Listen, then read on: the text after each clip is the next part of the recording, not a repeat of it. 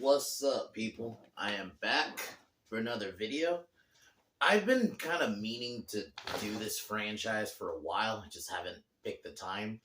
But we're going to finally get started on the Hellraiser franchise, which I've only seen the first three movies. And then I think I may have seen part of one of the later ones. I don't remember which one. But I just remember basically from people who I've seen like all the movies has basically said it goes to shit really once you get to 4 and just on. It's sad, which is sad because Pinhead is such an interesting character. Not just Pinhead, but like the Cenobites and that whole world. Because the first Hellraiser, I remember watching it when this is when I was really getting into horror. I had seen Pinhead like just in general and stuff, but I didn't put two and two together, and I didn't know what franchise. But I think officially I had seen the first movie had to have been like 2019 or 2017. It was, no, not 17, 2018 or 19. It was one of those. And I remember, I think a friend of mine showed me, and I just remember being so tripped out just by the imagery. I love the special effects or practical effects and just that world and just the whole idea of, this box, giving you all these pleasures and then obviously having almost like an opposite effect. And then we meet the Cenobites and then we see Frank get killed in the beginning and then it goes into, we see Frank come back, but he needs like Julia, who is Larry's wife, who bought the house, and basically she has to kill people for him to basically get his form back, and then Kirsty realizes he's alive, and she realizes she ends up using the box, and then the film is pretty simple, and that's the thing I like about it, is just how simple it is. And yeah, it's not necessarily, the whole film isn't just about the Cenobites. I actually really like that they don't give you like everything. And then eventually I realized that because it was a book. And I had actually, about a week or two ago, listened to the audiobook Hellbound Heart, which is actually was written before this movie was even made. And the differences are, it's crazy because like in the book, one of the biggest differences is Pinhead and the Cenobites are like, they're not like the focal point of the movie. To be fair, they're still not the focal point of the film, but they're not like in the book. It's definitely more of a mental book. Like in this, and also the other changes are like, Kirsty's not Larry's daughter. In the book, she's like a friend. Julia kills people with a knife instead of a hammer, and just little differences like that. And I would have been fine if the book, because the book is really well done too. Obviously it's longer because it's a book, but I really enjoyed it. It was an interesting listen. And if that's what we had gotten instead of this, I'd have been fine. But the movie we ended up getting is awesome too. And I actually think the change of making Kirsty, his daughter, Larry's daughter, works much better because it's understandable why she wants to save him, because she's his dad. Her dad. The other change was giving Pinhead more screen time and making him like the face of the Cenobites, whereas in the book it's more just the Cenobites and Pinhead is not like the main one. And it works because this was at the time of the 80s, so this was, Halloween, you had Friday the 13th, Nightmare on Elm Street, and all those franchises had a face. So they were like, okay, we're going to make Pinhead the face of this one. So I think that was a good change ultimately in the long run. But all around, just such a good story. And this one, just rewatching this really puts, just watching this again today, I was like, this, Doug Bradley puts the new, whoever that Pinhead was in the bullshit reboot, to shame. It's like 5 seconds, like just the moment Doug Bradley shows up on screen, it's like it's not even close. The presence and just all around the simplicity. I feel like the reboot, I'll still say it's competently made, and that's why I changed the title of my review, which I'll still say I feel like I was way too nice to that movie at the time, but I'll say it's competently made. But they overcomplicated the story. I think rewatching this one, it's just the simplicity of it, you know? Just even just the imagery of Frank, this man who's originally human, now he's just this fucking muscle, just this body parts, just it's fucked up looking dude. And it works. Like he's almost like the real villain of the movie. Like Pinhead's still in the background, but we actually get way more of him. And just the moment he shows up on screen, just man, he commands the screen. And it's just like I don't understand what they were going for with the reboot, where you got a Pinhead that has zero screen presence or anything like that. But the original Hellraiser, just the imagery, man, just the opening where you see Frank get ripped apart and you see like his face skin just on the table, just all the like image. I can only imagine if people like there are probably people out there who watched this movie as like a kid and being like, holy shit, I can only imagine just some of the fucking crazy kills and just when the Cenobites show up and just the imagery of them, man, they look all fucked up and shit. Yeah, that's why like I think this film works. It's just the simplicity of it. I'll admit the only thing I don't really like is the ending, and I don't hate it, but I do think it is a little rushed. The way Kirsty like couldn't figure out the box, and then all of a sudden she like knows it in the end. But I get it. I don't know if maybe they just rushed. They had to rush it. It was a case of that, maybe, or maybe there's a scene that was cut out. Maybe that she figured it out, but I don't know. But whatever. It doesn't ruin the movie. Overall, still enjoy it. Kirsty's a great character, and it's sad that they don't really make her like the final girl for this franchise. I mean, she comes back for the second one, but then that's it. So it's a weird decision to me. That was always a weird decision to me. Even when I was like watching, I think I watched the first three in like succession. Like I watched them back to back, and just for whatever reason, I never got to the later ones. But it was always a weird decision to me when I heard that they don't bring Kirsty back as a character. Besides, like a little, I think there's a video of her in the third movie, but it's like I don't understand that decision. But anyway, all around though, great movie. I definitely recommend, especially if you're a horror fan. Just you'll be tripped out just by the fucking crazy stuff in it. The Cenobite designs are great. I actually prefer the Cenobites in this than the design in this versus the new one. Just I don't know, the simple design in this is just so much better. Don't get me wrong, I didn't mind like some of the Cenobite design in the reboot, but I do think the regular they kind of kept it basic, and I kind of think that works better. Less is more. I think that's kind of what they went with in this one, and it works so much better. The less is more approach. Also, like a whole element in the remake or reboot, whatever you want to fucking call it, where they made it like that you have to bleed on it, which makes no fucking sense in the long run, because it's supposed to be a puzzle box. But anyway, I think this one, I would just say watch this one and the second one, maybe the third one if you want to see some kind of more fun kills, but it's more on like the dumb side. And it's not like a great plot. You're watching more for just the crazy kills in that one. But the first two are just really good 2 watches back to back, and even just this one. So, but if I were to give this one out of 10, I would definitely give this one definitely a 9 out of 10. I think this movie is a great horror, very iconic. Gave us in my opinion, one of the greatest horror villains. Unfortunately, underutilized in a lot of the later movies, but, still a great horror villain nonetheless. And Doug Bradley's performance is iconic, so. Anyway, get started here.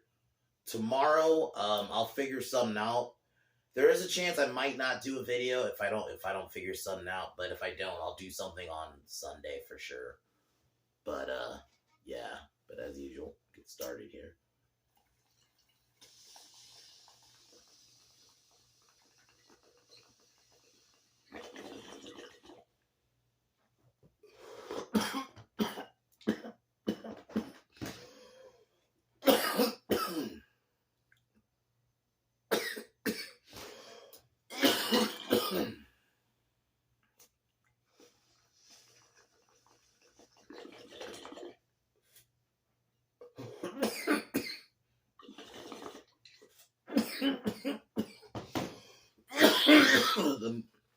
So we see Frank buy the puzzle box, which I kind of like. The movie just kind of throws us in. Like, you just see him buy this puzzle box from this guy in Morocco. Warns him about what this box can do. Frank doesn't care. He ends up solving it. This crazy stuff shows up, and this is where we see the Cenobites for the first time. And we see Pinhead for a little bit. We see like a bunch of chains, and then we see Frank die. And then we see Pinhead. That's where we see like this really crazy shot of like Frank's face all like just fucked up. And you just see it's just like his skin, basically. Then we kind of jump, and this is where you see Larry go to this house, and his wife Julia, who's his second wife, who they're kind of having like a falling out, but he's trying to make it work, and you could tell like there's something up with her. And I think the woman they got to play Julia actually did a pretty good job at being a hateable bitch. Like, just from the jump, like, you could tell there's something up with her. But we find out that her and Frank actually had an affair the whole time, and Larry never knew about it. So one day,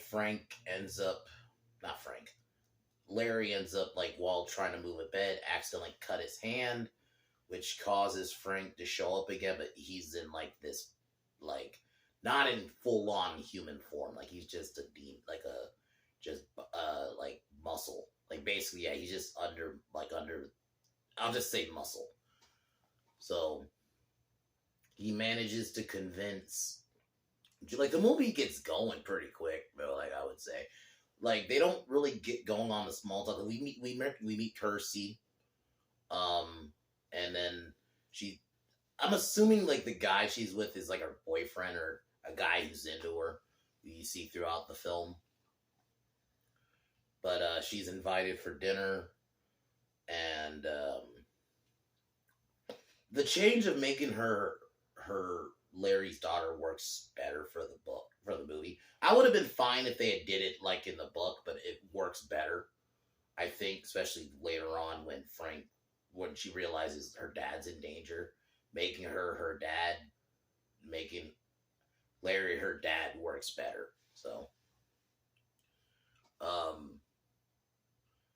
we see Frank form, and Frank convinces Julia to start killing people with a hammer.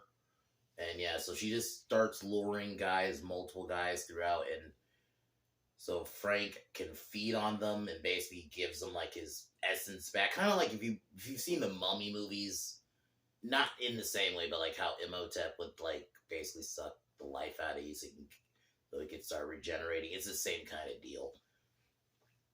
And he's slowly trying to convince her to kill Frank, and she couldn't go through it one time. Like, I'll say about like the movie too, it gets going. It's not boring at all.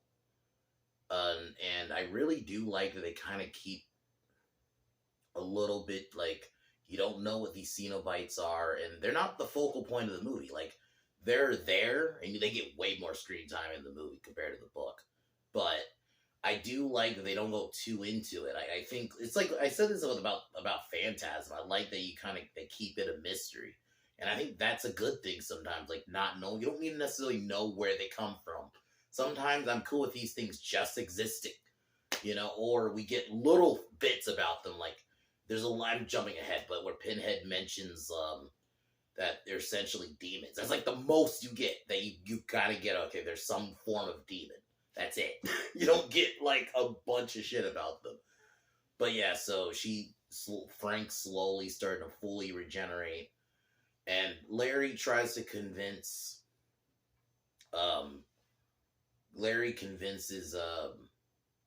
Kirsty to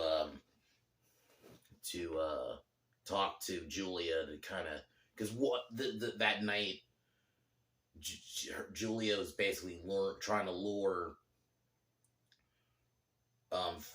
Larry to get killed by Frank, but she kind of wusses out in the end.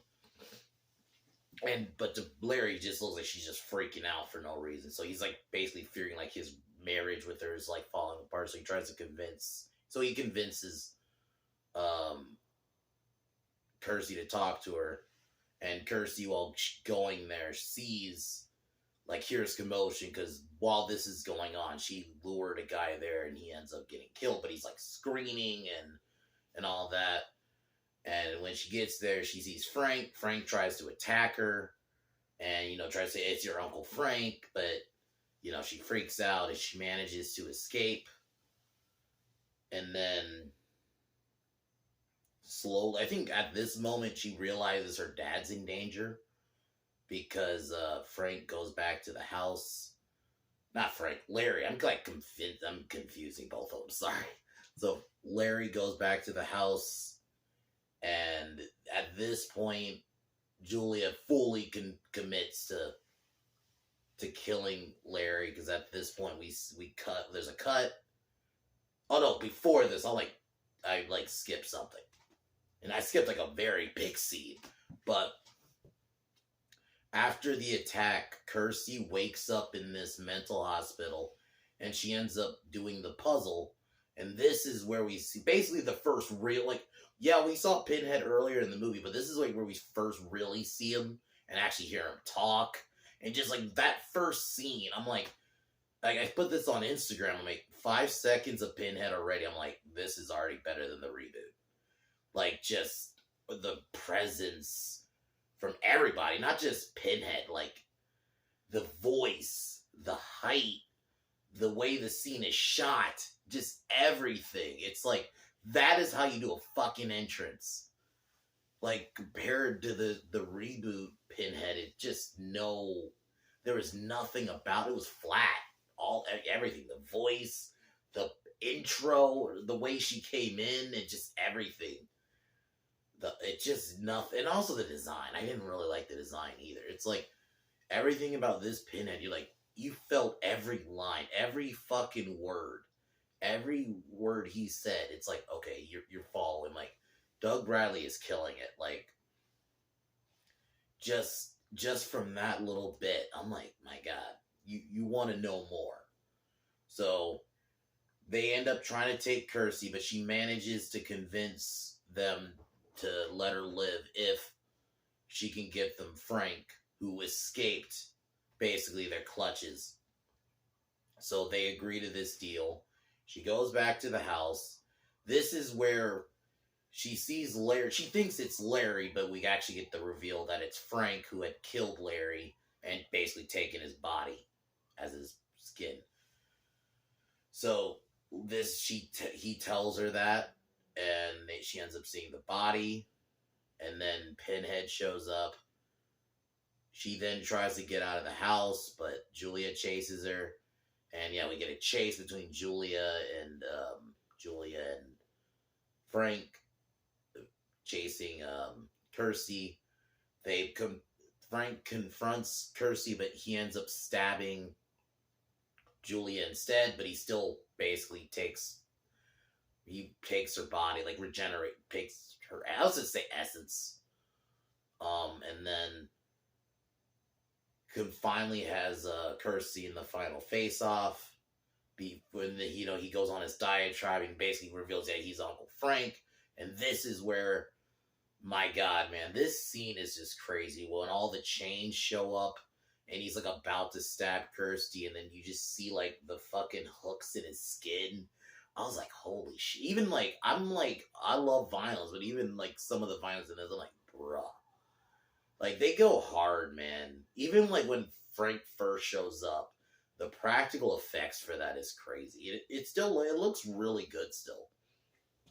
And just like the scene where the hooks are all in his face, I'm like, wow, that still looks really good. And yeah, so they kill Frank, but then basically I would say Scarface. I don't know why the fuck I said Scarface. Pinhead basically reneges the deal and tries to kill Kirsty, but she manages to solve the box and throw in the fire. And then there's a vagrant like throughout the film she sees Like there's even one of the craziest scenes where this homeless guy walks in and just is eating like cause she works in like I think it's like a pet shop essentially, and see this guy just eat like a bunch of crickets. It's fucking crazy. Like this movie is just crazy. Like that is why I recommend it, just because it will fuck with your mind. Like even if like you're a long time horror person, it will fuck with your mind. So yeah, that homeless person turns out to be like this winged skeleton demon, and takes the box, and then it kind of resets to kind of like where we were in the beginning of the movie, and the salesman trying to sell the box to another poor soul. Awesome ending, like just so it's basically showing like the cycle continues. So, like that's why I think this movie is such a perfect movie. I definitely recommend reading the book. Like you can buy it, or it is on YouTube. That's how that's how I did it. I listened to the audiobook on YouTube, and yeah. But all around, this movie is awesome, very iconic. Just the fucking violence, the gore. Frank is an awesome villain. I think he is and I would throw him in as a good horror villain. Even though he's not Pinhead, but yeah. And just Doug Bradley is just, what can I really say about Doug Bradley as Pinhead? It's just something else. And then the other Cenobites look crazy. I think the clicker, that's what I'm gonna call her. Whatever it's doing with its teeth, that was the most another fucked up looking one to me. Like,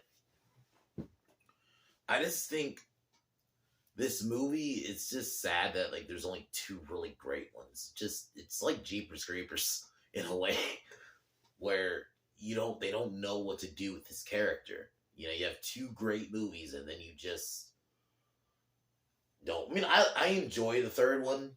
Don't get me wrong, but I still am just saying, like, I feel like it never came back to like, because basically after the third one, basically everything goes to shit.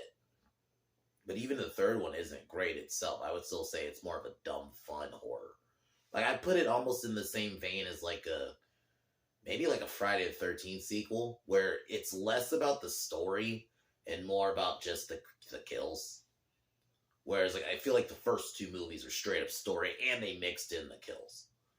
But all around, I very much enjoy this movie. I think the ending is a bit rushed, but whatever.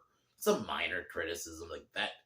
That doesn't really ruin the movie. I think Kiersey's a great character.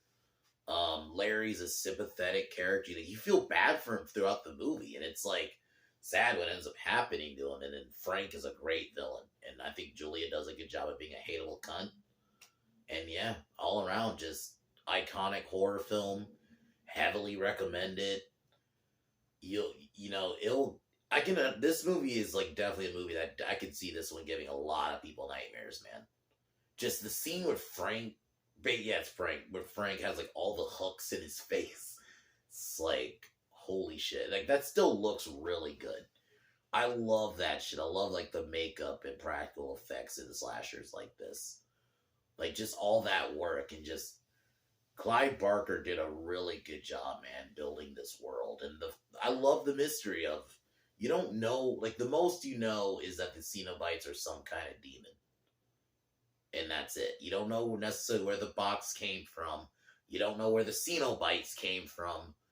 At least yet. I probably one of the later ones, they probably reveal it. But I like that at least in this one, they don't just reveal it, like, from the jump. And just, I say watch this one, don't watch the reboot. I'd only say watch the reboot in part. Like, maybe watch the reboot in, like, watch, like, kills from it, and that's it.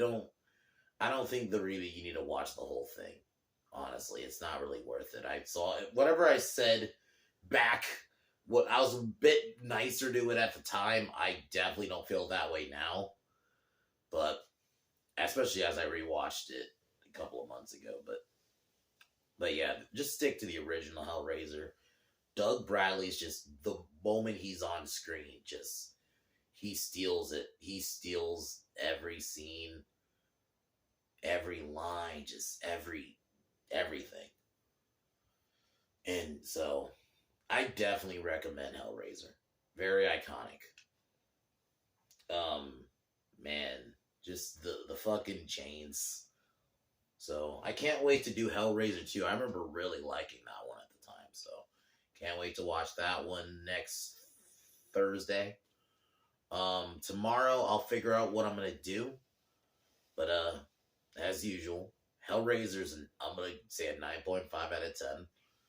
I know I said 9, but I'm gonna add that 0.5. I think this movie is iconic as fuck. One of the greatest slasher films of all time. Definitely, for sure.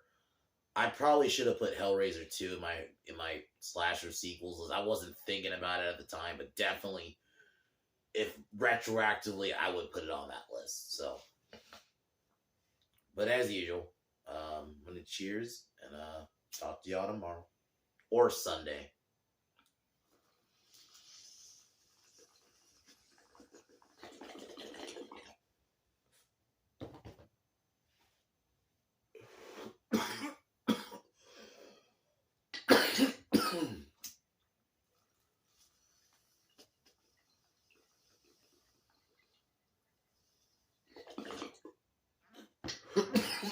Joe Biden. I'll talk to y'all tomorrow.